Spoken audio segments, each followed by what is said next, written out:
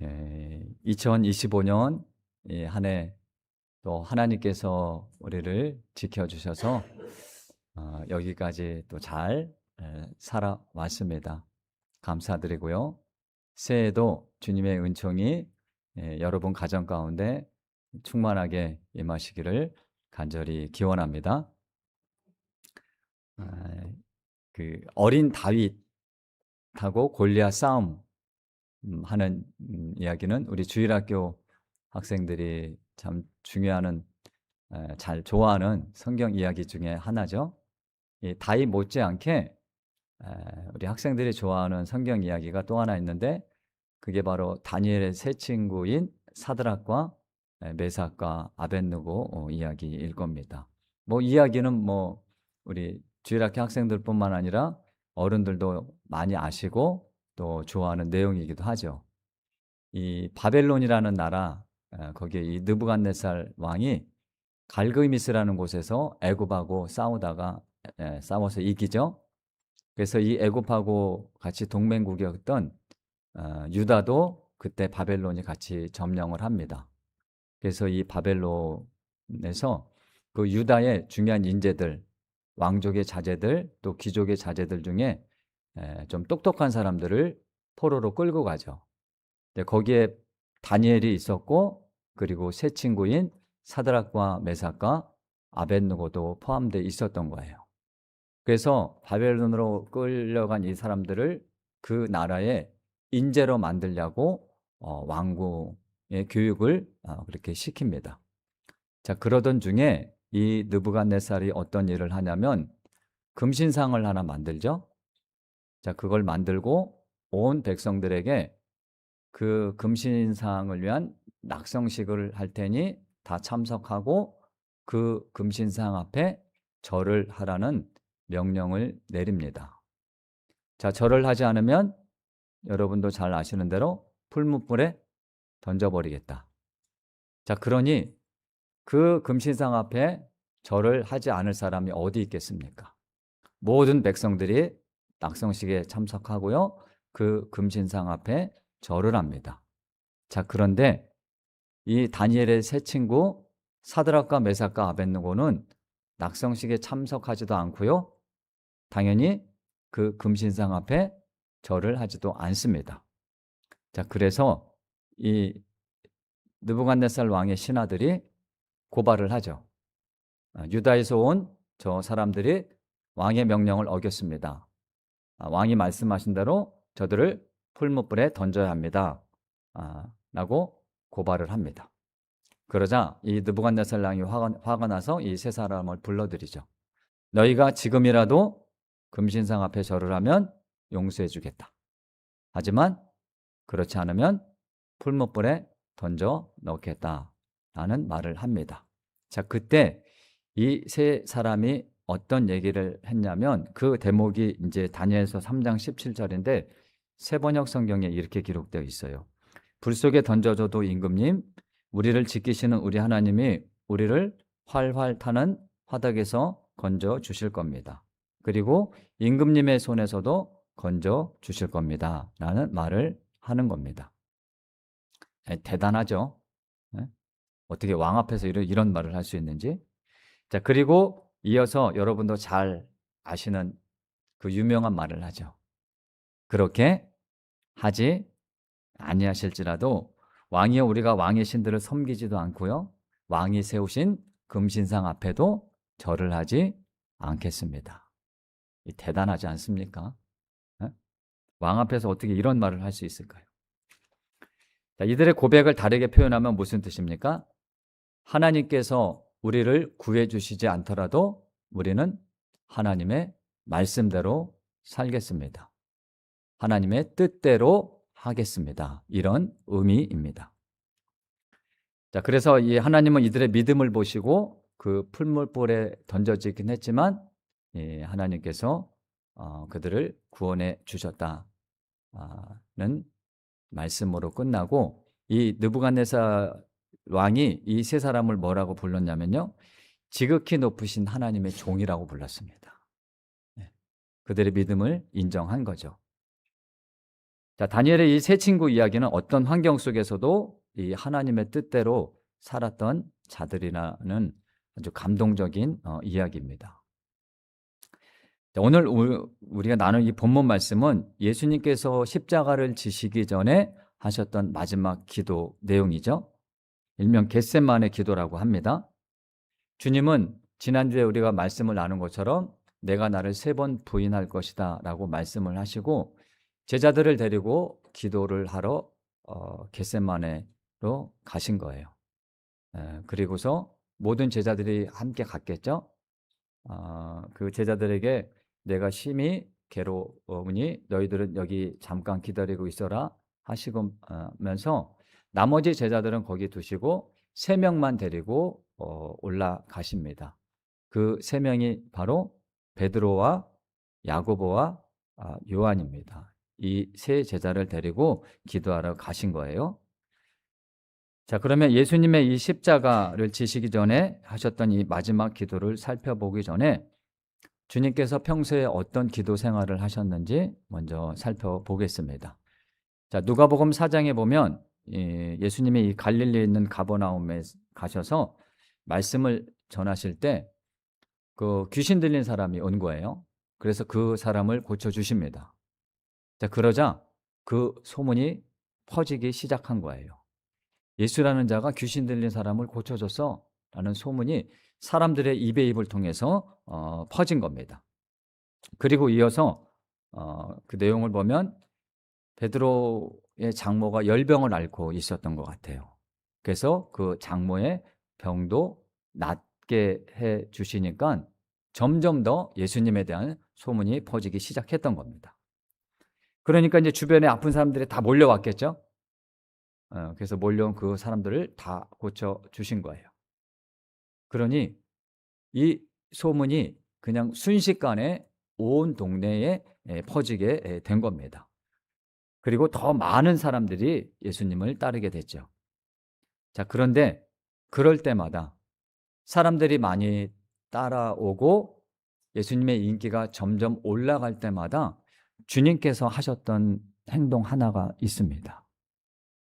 자, 그게 뭔지 한번 보겠습니다. 자, 많은 사람들을 고쳐주시고 기적을 일으킬 때마다 그 주변에 있던 사람들이 어떤 생각을 했냐면, 야, 저 사람이 우리를 건져줄, 구원해줄, 또 로마의 이 지배로부터 우리를 구원해줄 새로운 메시아가 아니겠느냐? 저 사람을 우리가 왕으로 삼아야겠다라는 그런 마음들을 주변 사람들이 가졌던 거예요. 그래서 요한복음 6장에 보면 오병이어가 나오죠. 오병이어 사건이 거기 기록되는데 그 후반부에 보면 어떤 일이 있었냐면 그 기적을 경험한 사람들이 예수님을 임금으로 삼으려고 몰려듭니다. 그때 예수님이 하셨던 행동이 그들을 피해서 한적한 산으로 가셨다라고 되어 있어요. 자, 그러면 그 주님이 그 많은 사람들을 피해서 한적한 곳에 가셔서 뭘 하셨을까요? 뭘 하셨을 것 같아요? 바로 기도입니다. 기도. 우리 같이 한번 확인해 보겠습니다. 이 가버나움, 조금 전에 말씀드렸던 이 가버나움, 갈릴리에 있는 가버나움에서도 같은 행동을 하셨어요. 점점점 소문이 퍼져가자 예수님의 인기가 올라가자 주님은 한적한 곳으로 가셔서 기도하셨다는 거예요.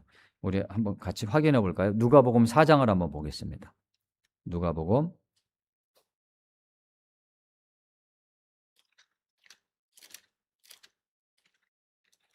4장을 보시면 4장 42절을 보세요. 그 전 내용이 이제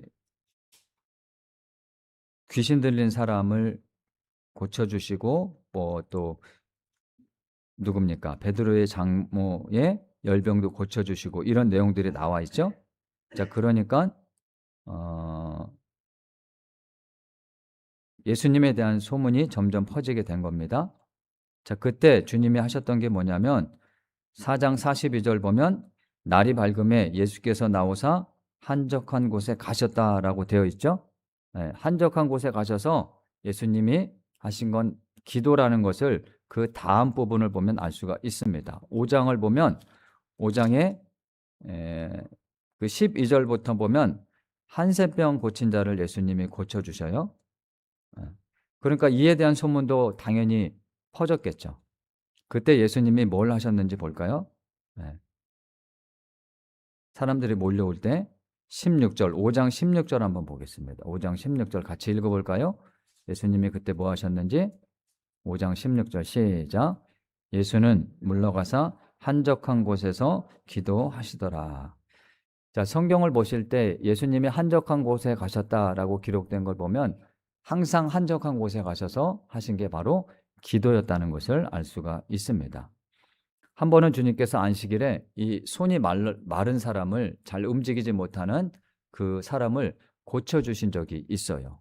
6장에 기록되어 있는데 6장 12절도 한번 볼까요? 누가복음 6장 12절.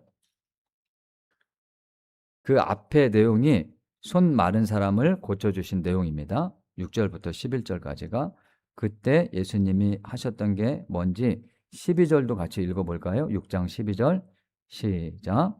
이때 예수께서 기도하시러 산으로 가사 밤이 새도록 하나님께 기도하셨다라고 되어 있습니다. 자, 주님이 많은 사람들을 고쳐주시자 그분에 대한 인기가 점점점 올라간 거죠. 많은 사람들이 따르게 된 겁니다. 자, 그러면 일반 사람 같으면 어떻게 할까요? 지금 이 사람들이 예수님을 왕으로 삼으려고 하는 거예요. 그래서 몰려드는 겁니다. 그러면 그 인기를 누리면서 그 인기를 통해서 어떻게 하겠습니까? 많은 사람들이 원하는 대로 뭐 임금이 되고자 하는 생각을 할 수도 있겠죠. 자, 그런데 그럴 때마다 예수님이 하셨던 건 뭡니까? 한적한 곳에 가셔서 기도하셨다는 거예요. 왜 기도하셨을까요? 예수님이 그 상황 가운데서 왜 기도하셨을까요?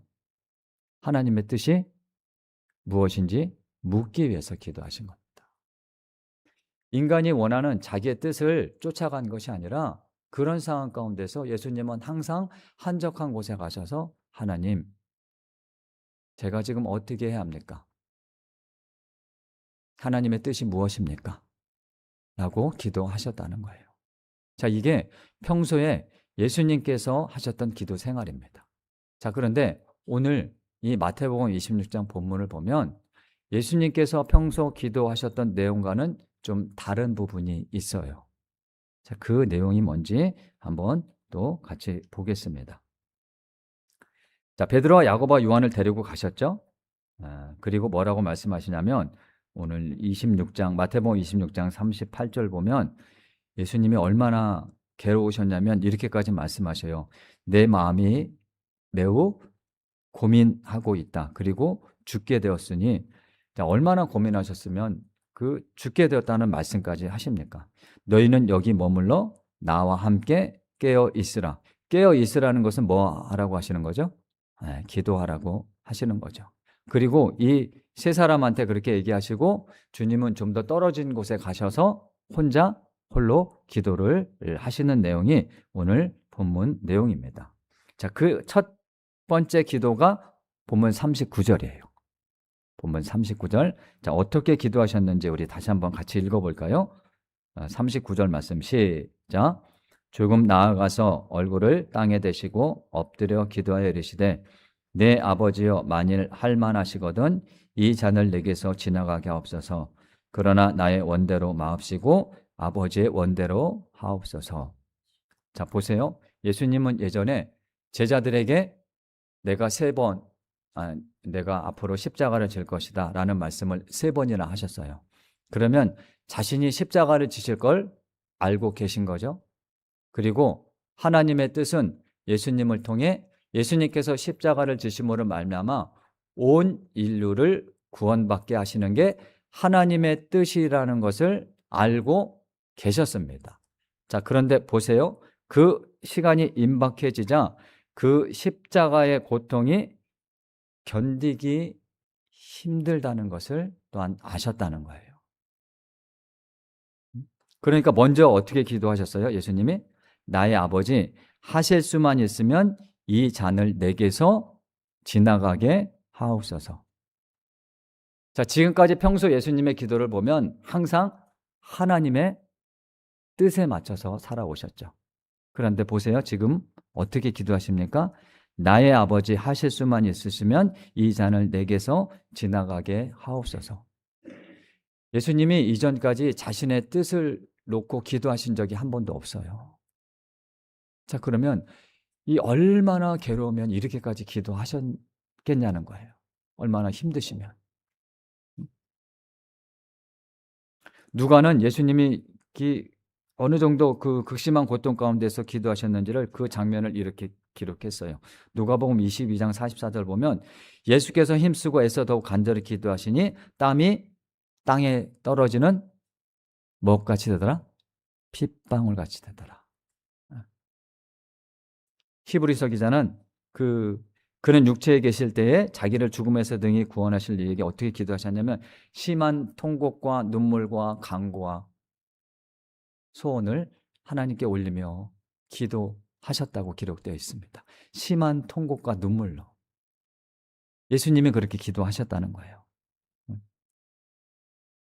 그래서 그 고통을 아셨기에 하나님, 내가 이걸 피할 수만 있으면 좀 피할 수만 있으면 피했으면 좋겠습니다 라고 기도하셨다는 거죠.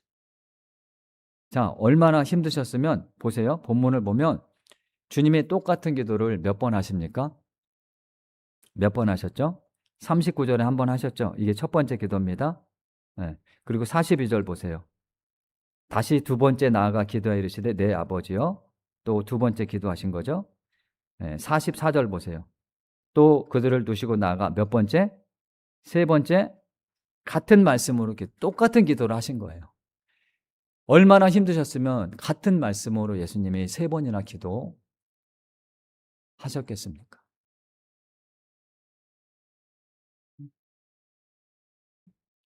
자, 그런데 중요한 것은 예수님의 기도의 핵심이 전반부가 아니라 후반부에 있다는 거예요.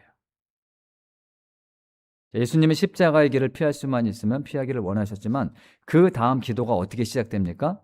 39절 보세요. 지나가게 하옵소서. 그리고 그 다음이 어떤 접속사로 시작하죠? 그러나입니다. 그러나 나의 원대로 마옵시고 아버지의 원대로 하옵소서. 자, 우리가 여기서 중요한 기도의 원리를 하나 깨닫습니다. 자, 그러나의 기도라는 거예요. 내가 원하는 것이 있지만, 내가 바라는 것이 있지만 그것이 하나님의 뜻이 아니라면 내가 원하는 것을 포기할 수 있어야 한다는 거. 그게 그러나의 기도입니다. 자, 예수님의 첫 번째 기도를 다시 보겠습니다. 중간 부분부터 보시면 내 아버지여 만일 할만하시거든 이 잔을 내게서 지나가게 하옵소서. 그러나 나의 원대로 마옵시고 아버지의 원대로 하옵소서. 자, 이 기도를 보세요. 이 기도 안에는 예수님께서 원하시는 게 있죠? 예수님께 원하시는 것은 이 잔을, 이 십자가를 피할 수만 있으면 피하는 겁니다.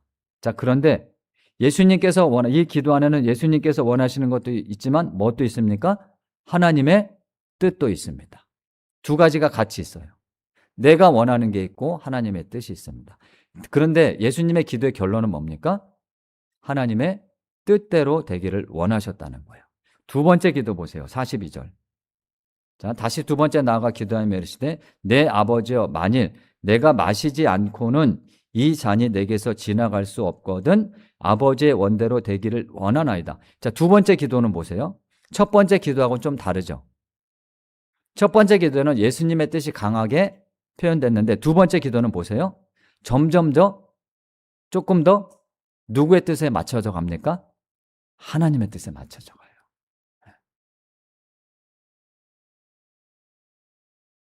첫 번째는 피할 수 있으면 피하는 것이 예수님의 뜻이었다면 두 번째 기도에서는 전반부에서도요, 하나님의 뜻에 맞춰져 간다는 것을 볼 수가 있습니다.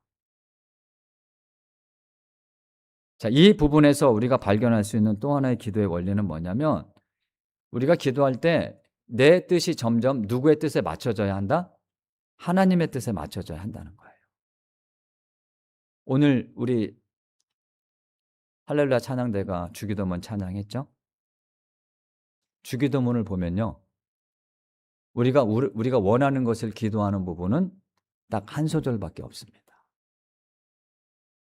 오늘날 우리에게 우리가 그걸 위해서 기도하고 있지 않습니까? 근데 그 긴 주기도문 안에는 우리가 원하는 것은 오늘날 우리에게 일용할 양식을 주옵소서라는 기도 한 구절밖에 없다는 거예요.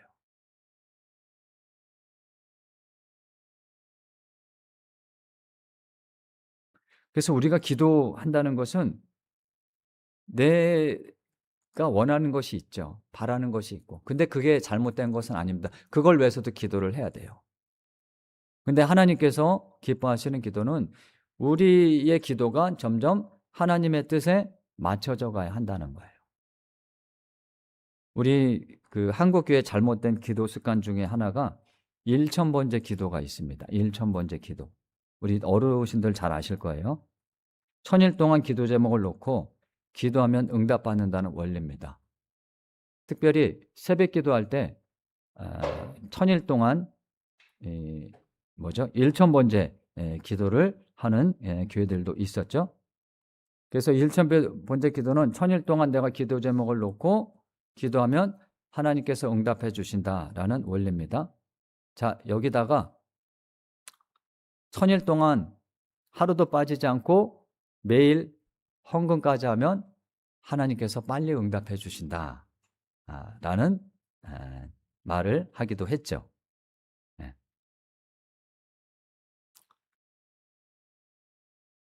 자, 그래서 우리나라에는 전 세계 어디에도 없는 1000번째 헌금 봉투까지 있습니다. 자, 그러면 1000일 동안 기도한다는 의미는 뭘까요? 왜 1000일 동안 기도해야 되죠? 내가 1000일 동안 기도해서 내 뜻을 하나님께 관철시키겠다는 뜻이에요. 좀 심하게 표현하면 내가 1000일 동안 기도해서 하나님의 뜻은 상관없고 내가 원하는 것을 바라겠다고 그렇게 기도한다는 겁니다.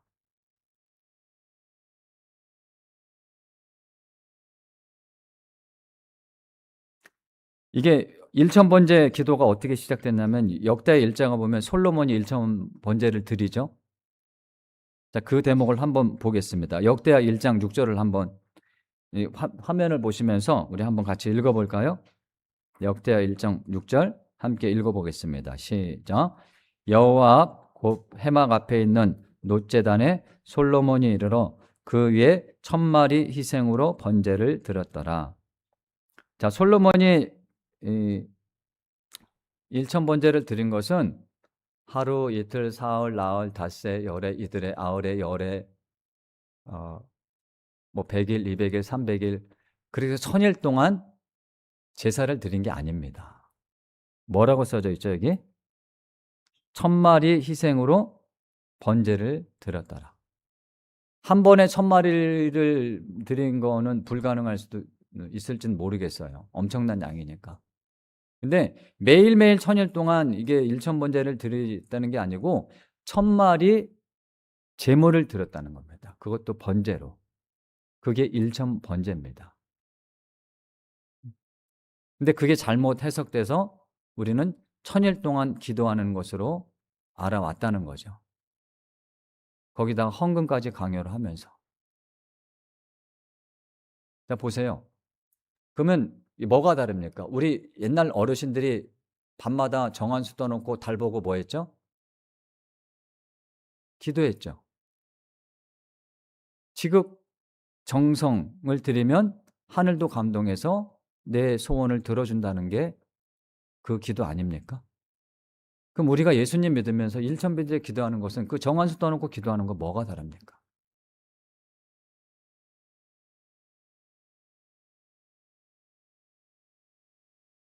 물론 1000일 동안 기도하는 건 중요하죠. 기도하는 게 왜 나쁩니까? 근데 1000일 동안 기도하는 내용 중에 하나님의 뜻은 없고 내가 원하는 것만 있다는 거예요. 그걸 얻기 위해서 기도한다는 겁니다. 꾸준히. 그게 과연 하나님께서 기뻐하실 기도라는 거죠. 기도일까요? 기도는 뭡니까? 하나님의 뜻을 바꾸는 게 아니라 누구의 뜻을 바꾸는 게 기도예요? 내 뜻을 바꾸는 게 기도입니다. 내 뜻을 하나님의 뜻에 맞추는 게 기도예요. 예수님의 기도를 보세요. 주님은 죽음을 앞둔 상황에서도요, 자신의 뜻을 구하긴 하셨지만 하나님의 뜻이 아니라면 내가 그것을 내려놓겠다고, 하나님의 뜻대로 하겠다고 기도하셨다는 거예요. 자, 예수님의 기도가 여러분의 기도가 되기를 원하십니까? 원하십니까? 쉽지 않죠. 네. 자, 그렇게 되려면 어떻게 돼요? 예수님처럼 우리가 기도하려면 어떻게 됩니까? 평소에도 하나님의 뜻이 무엇인지 예수님께서 하셨던 것처럼 하나님의 뜻을 묻고 또 묻고 또 묻는 거예요. 하나님, 제가 이걸 해야 되는 게 맞습니까? 하나님, 제가 이렇게 살고 있는 게 지금 하나님 뜻에 맞게 살고 있는 겁니까? 평소에 계속 묻는 겁니다. 그리고 기도와 함께 중요한 것은 또 하나, 우리가 하나님의 뜻을 알기 위해서 중요한 것은 이 하나님의 말씀을 항상 가까이 해야 되는 거예요. 하나님의 뜻이 무엇인지 알려면. 그 기도를 통해서, 이 말씀을 통해서 하나님이 나에게 하나님의 뜻을 깨달을 수 있는 지혜를 주신다는 겁니다. 그러면 우리도 예수님처럼 기도할 수 있다는 거죠. 자, 그러면 이제 또 하나 중요한 내용이 뭐냐면, 이 겟세마네 기도는 주님께서 십자가를 지시기 전에 극심한 고통 가운데 하셨던 아주 절박한 기도입니다. 그러면 예수님은 지금 죽음을 앞둔 상황이죠. 그 죽음을 앞둔 상황에서 어떻게 하나님의 뜻을 구할 수 있었는지, 그것이 하나님의 뜻이라면 내가 십자가를 지겠습니다라고 기도하셨을 수 있었는지, 그 힘이 어디서 나왔는지 한번 찾아보면서 말씀의 결론을 맺도록 하겠습니다. 기도의 내용을 다시 보세요. 39절. 기도 내용만 보면 첫 번째 기도는 39절, 첫 번째 기도가 어떻게 시작합니까? 첫 번째 기도가 어떻게 시작하죠? 내 아버지여라고 시작하죠. 맞죠? 두 번째 기도도 보세요. 두 번째 기도가 어떻게 시작하죠? 내 아버지라고 기도하죠. 자, 세 번째도 똑같은 말씀으로 기도하셨다고 하니까 세 번째 기도도 뭘로 시작했을까요? 내 아버지로 시작했을 거예요. 자, 보세요. 그러면 예수님의 기도의 대상이 누굽니까? 누구예요? 나의 아버지입니다. 나의 아버지. 마가는 예수님께서 하나님을 어떻게 불렀냐면 아바 아버지라고 불렀다고 기록하고 있어요. 아바 아버지가 무슨 뜻이냐면 아빠 아버지라는 뜻입니다. 예수님은 하나님을 아빠라고 부를 정도로 친근하게 여기셨다는 거예요. 자, 그래서 천지를 지으신 하나님, 전지전능하신 하나님, 예수님이 그 상황 가운데서도 죽음을 느낄 수 있는 그 고통 가운데서도 하나님의 뜻을 구할 수 있었던 것은 천지를 지으시고 전지전능하신 하나님께서 누구의 아버지다? 누구의 아버지? 나의 아버지라고 믿으셨다는 겁니다. 나의 아버지. 그래서 그 힘이 거기서 나온 거예요. 나의 원대로 마옵시고 아버지의 뜻대로 되기를 원하나이다. 우리도 인생을 살다 보면 각자의 이 겟세마네를 만날 때가 있습니다. 올해도 살아오시면서 많은 겟세마네를 경험하신 분들도 계실 거죠. 죽고 싶을 정도로 괴로운 날도 있었고 삶을 포기하고 싶을 정도로 좌절하고 낙심하는 날도 있었습니다. 나에게만 내일이 올 것 같지 않은 그런 암담한 현실 가운데 우리가 살아온 그런 시간들도 있습니다. 자, 그러면 앞으로 그런 일들이 또 다가올 수 있겠죠. 내년에도 어려움이 올 수도 있습니다. 또 겟세마네를 우리가 또 만날 수가 있습니다. 그때 우리가 해야 될 것은 뭡니까? 하나님이 누구의 아버지라는 거? 누구의 아버지? 나의 아버지라고 믿어요. 나의 아버지. 천지를 지으신 하나님, 전지전능하신 하나님이 나의 아버지라고 믿는 거예요. 그 하나님께서 내가 어려울 때, 기도할 때마다 나의 기도를 듣고 계신다는 거.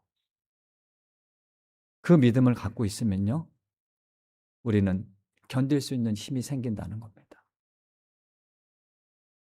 예수님이 제자들에게 내가 앞으로 십자가를 질 거야 라고 3번 말씀하셨어요.